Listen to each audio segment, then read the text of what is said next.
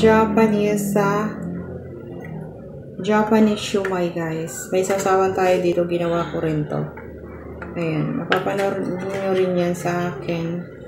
Kasama nito. Chili, garlic chili oil. Nilagyan ko lang ng toyo at saka kalamansi. There you go. Yummy! Ulam. Ulam siya, guys. Bakit? Ulam talaga siya. Nga lang. Maanghang yung sausawan niya.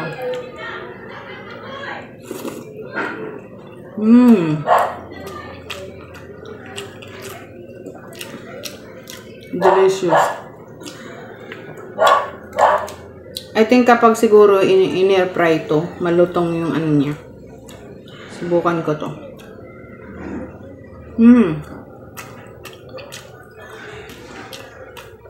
Crave ka ng ano, ng shumai, tapos ginawa mong Japanese shumai. Sarap.